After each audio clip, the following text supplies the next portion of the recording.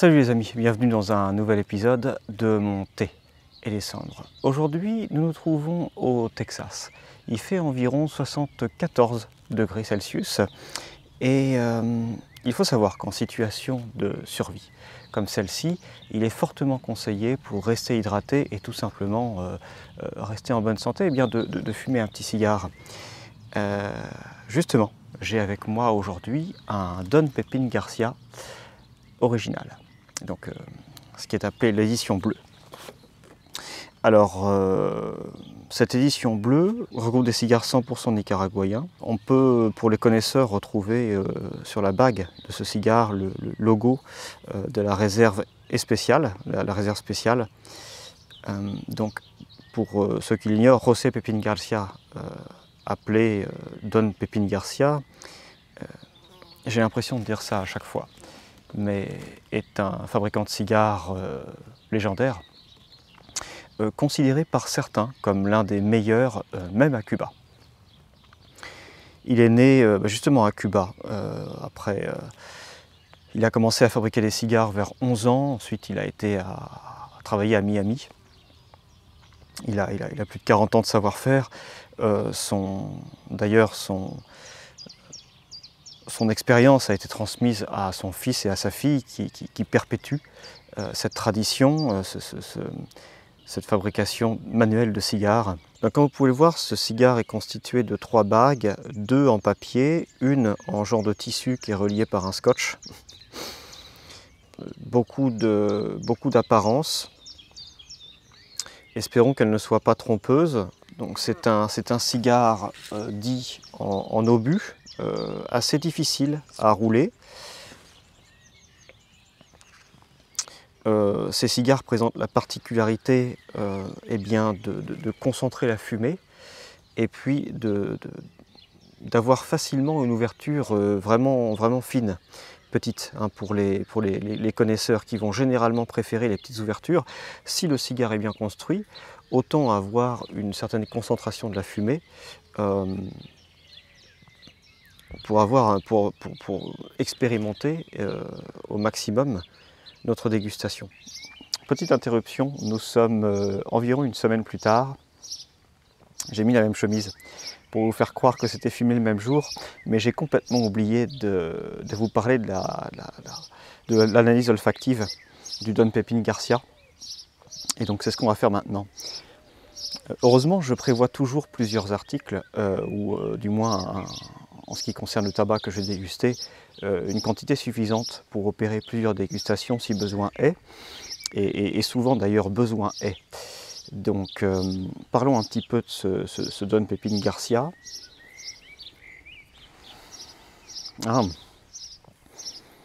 Donc au nez, c'est assez intéressant, nous avons là des odeurs très fraîches.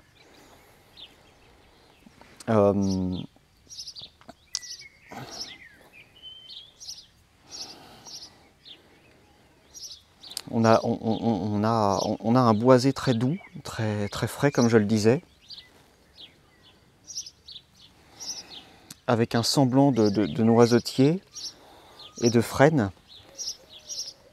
Et pour contraster tout ça, on a beaucoup de poivre aussi, mais un poivre blanc qui est qui lui-même est assez léger.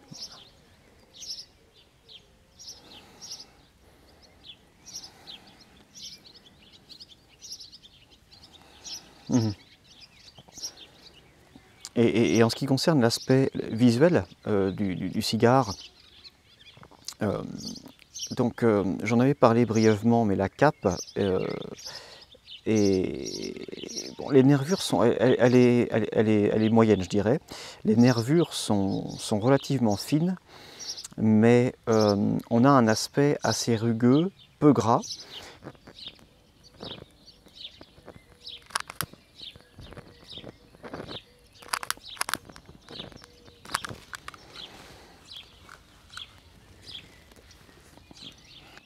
A priori, si je me fie aux premières bouffées, c'est un cigare qui n'a pas beaucoup de profondeur pour l'instant. On peut sentir quelques épices doux et puis un petit peu de pollen, un côté floral. Alors j'avais un léger défaut de construction, qui est en train de se corriger.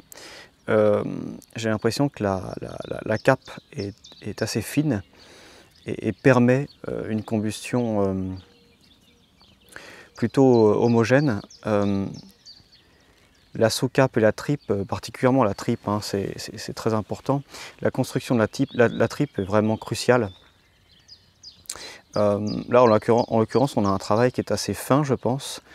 Je le vois à la structure de la cendre, qui reste plutôt solide. Donc, au fur et à mesure que le cigare, que sa combustion se réhomogénéise, on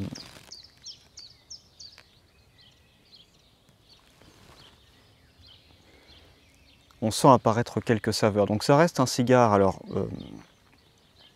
à l'heure actuelle, plutôt nicotienné. Hein. Dès le départ, on a une certaine puissance.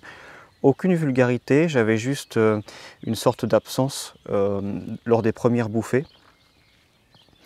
Là, ça commence à se développer. On a beaucoup d'épices qui sont à la fois fins et très présents. C'est une sensation bizarre parce que on a l'impression d'avoir un genre de puissance fine, ce qui est complètement contradictoire. Il y a une touche vanillée et fleurie qui vient accompagner ces épices et les atténuer un petit peu.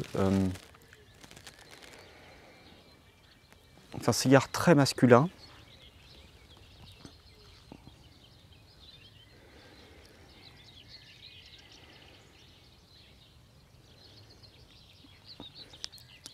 Mais qui n'en est pas moins subtil.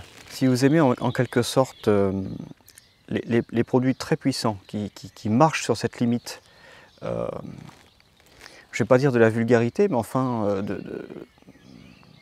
vraiment une puissance envahissante qui reste très subtile, et ben on est vraiment dans ce genre de produit-là. Hein. Je pense qu'on peut oser prononcer le mot sombre, avec cette sorte de longueur en bouche, mais avoir une telle puissance contrôlée, je dois dire que c'est admirable.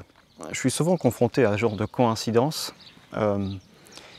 Je fume ce cigare assez lourd, très masculin, roboratif, avec cette puissance, et en même temps un peu de douceur, et ça correspond au temps qu'on a là. Hein. On a une journée qui est très orageuse, très lourde, on a l'impression d'étuver dans quelque chose, c'est très humide, chaud, humide, donc on a cette sensation un petit peu d'étouffer.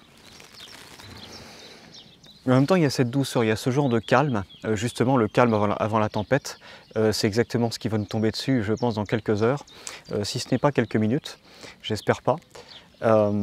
Mais ça correspond en fait, hein, on a un lien entre les deux. On a ce genre de calme, assez peu de vent, à l'heure actuelle, je dirais à la minute actuelle.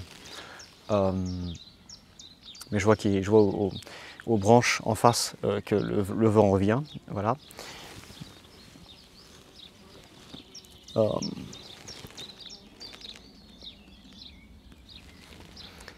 Mais ce genre d'ambiance où le son du chant des oiseaux eh bien, retentit un petit peu, il résonne, il est lourd dans l'air, on a cette atmosphère presque tropicale en fait, qui correspond très bien à un cigare.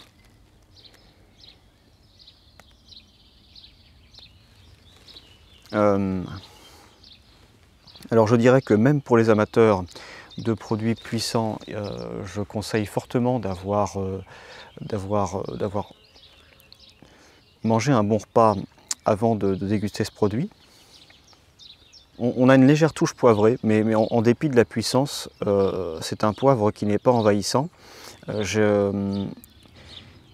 Contrairement à ce que j'avais dit et pensé, la combustion met un certain temps à se rééquilibrer. On a toujours des petites fluctuations, ce qui n'est pas normal, mais ce qui n'a pas l'air non plus de perturber les saveurs. Et moi qui ai l'habitude des produits puissants, je veux dire que ce cigare ferait presque tourner un petit peu la tête. Et moi, c'est tout à fait le genre de choses que j'admire énormément.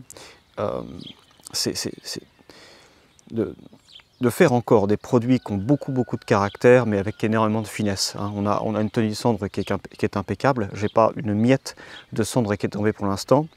Je ne remarque pas d'évolution particulière.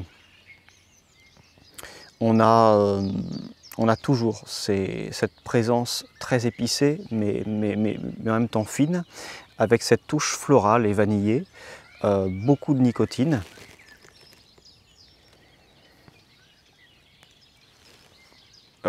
Ce qui convient bien au caractère de ce cigare, caractère dans le sens personnage, dans la mesure où on n'a pas là un cigare de dégustation, on a là un produit qui est fait pour être fumé la tête légère.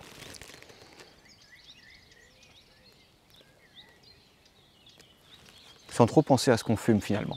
C'est bon, c'est long en bouche, il ne va pas être difficile du tout de séparer les saveurs dans la bouche. C'est un cigare qui est tout à fait accessible aux débutants si on ferme les yeux sur sa roborativité. Il y a une nuance entre la roborativité et la puissance. C'est souvent lié, mais pas forcément. Et là, en l'occurrence, on a davantage un produit roboratif qu'un produit puissant. Parce que les saveurs sont... C'est vraiment difficile à traduire, mais on a cette sorte de profondeur, mais sans trop de puissance en fait, qui est très intéressante. Donc je peux voir à ma cendre que j'avais, donc je peux expliquer la mauvaise combustion du départ. On avait un petit couloir d'air. Je pense une erreur d'étourderie, parce qu'on voit bien que la personne qui a roulé ce cigare est une personne d'expérience. Une petite erreur d'étourderie qui s'est trompée donc, en ce qui concerne la tripe. Donc il y a encore assez peu de personnes qui roulent leur cigare en ne cassant pas la tripe en 1000 morceaux et qui la plient encore pour avoir vraiment une combustion de qualité. Vous pouvez voir que je ne suis pas vraiment attentif à la tenue de cendre de mon cigare et elle est vraiment elle est là pour de bon, hein.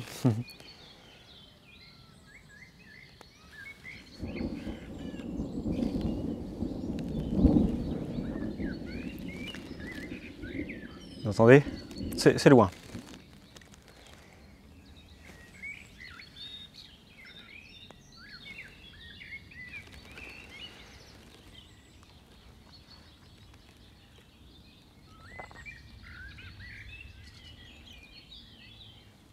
On vante souvent le charme d'une journée ensoleillée, un ciel bien dégagé, des températures douces. On oublie à quel point, enfin on oublie chacun ses goûts, mais je trouve que ces journées d'orage ont énormément de charme. Si on oublie la présence intense d'insectes et ce climat un petit peu moite,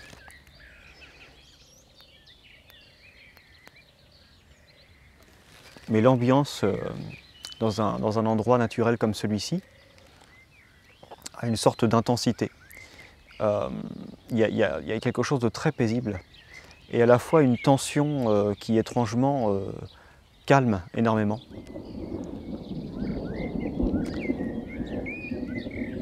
Finalement, ouais, comme je le disais, très similaire à ce cigare, de la puissance que vous entendez, la puissance de la nature, mais aussi beaucoup de subtilité. Les deux bagues bougent déjà, donc ça nous indique deux choses. Premièrement, qu'elles n'ont pas été trop collées, et deuxièmement, que le cigare ne s'est pas trop dilaté avec la combustion, ce qui est encore un signe de bonne construction.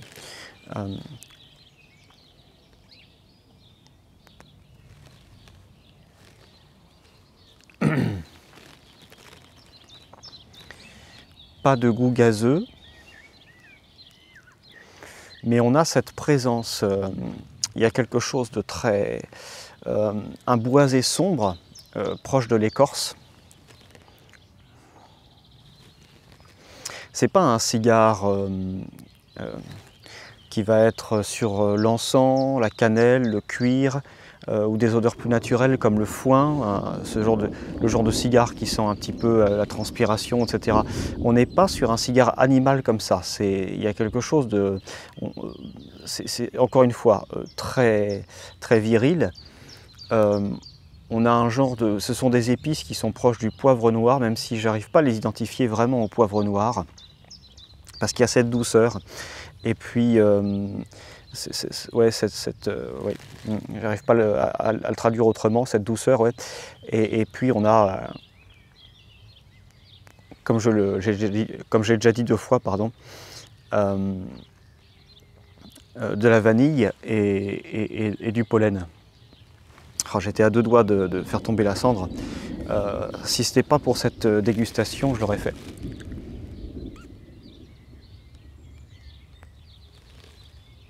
On va la garder pour vous, à titre de test, à titre d'expérience.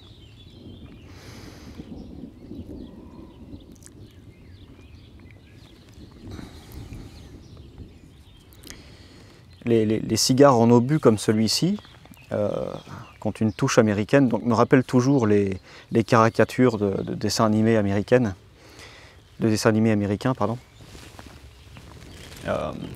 Mais c'est une forme de cigare, donc un module qui présente d'autres avantages.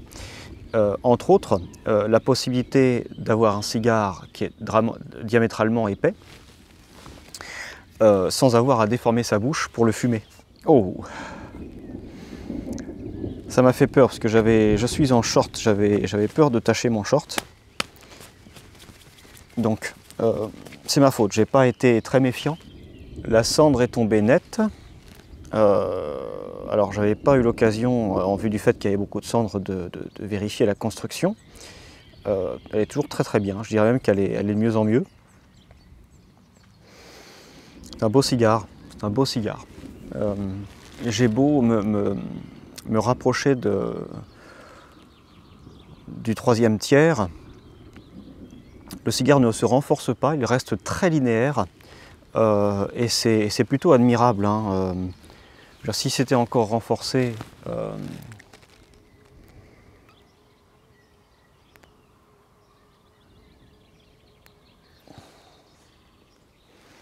il aurait fallu vraiment une certaine expérience pour encaisser cette roborativité. On garde encore cette profondeur des arômes et cette douceur du côté floral et vanillé. Donc ça y est, on commence à avoir un petit peu d'amertume. Il faut s'y attendre avec ce genre de module, les cigares en obus, parce qu'évidemment, avec cette forme de la coiffe, vous allez avoir une concentration de la fumée qui va s'accumuler. Donc, on va opérer un dégazage.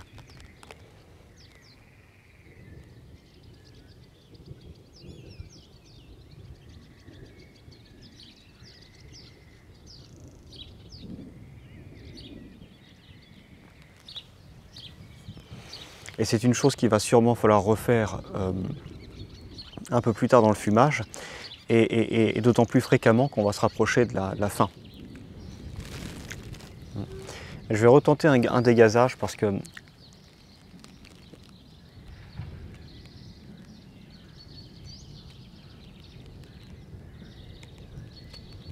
excusez-moi, j'aurais dû finir ma phrase. Retenter un dégazage parce que j'ai de nouveau cette amertume qui envahit en fait la bouche et qui vous empêche qui m'empêche de sentir des saveurs un peu plus subtiles.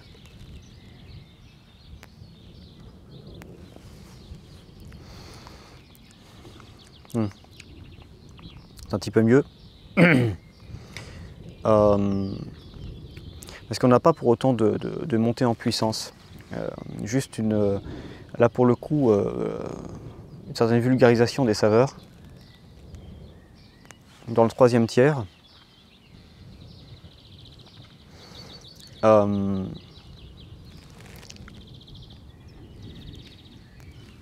Donc à mon avis, si humble soit-il, on n'a pas affaire là à un produit exceptionnel. C'est bon, c'est fait avec goût. C'est une vitole qui cible une clientèle très particulière, une clientèle relativement rare qui va chercher des produits qui sont très roboratifs et en même temps bien faits. Mais j'ai toujours un fond d'amertume qui est similaire, je dirais, à certaines bières. Donc on peut y trouver un avantage. Et ce qui est étrange, c'est que c'est la seule chose qui a changé. En dehors de ça, on préserve les arômes que j'avais dès l'allumage, finalement.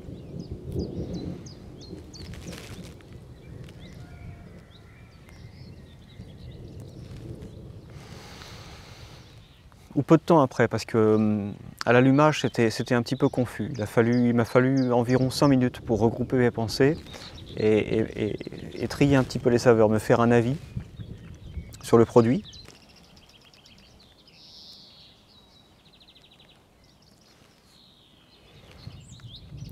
Voilà, donc écoutez, ouais, il faut encore un dégazage.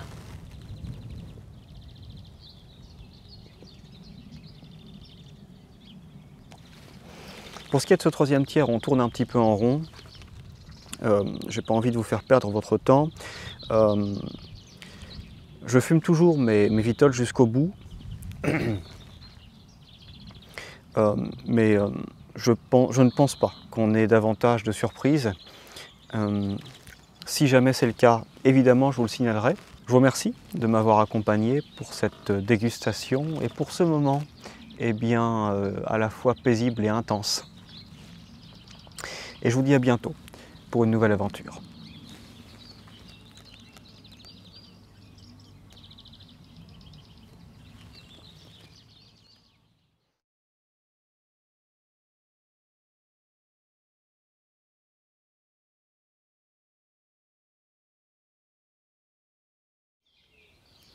Des produits riches, rébarbatifs, roboratifs, pardon. Enfin, c'est un cigare, pour rester politiquement correct, pour les hommes traditionnels, n'est-ce pas?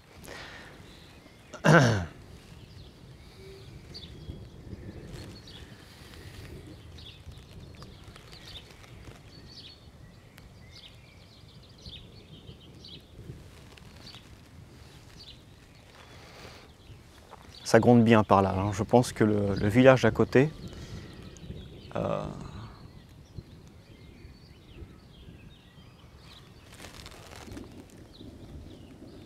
va vivre quelques aventures. Je viens de voir un éclair.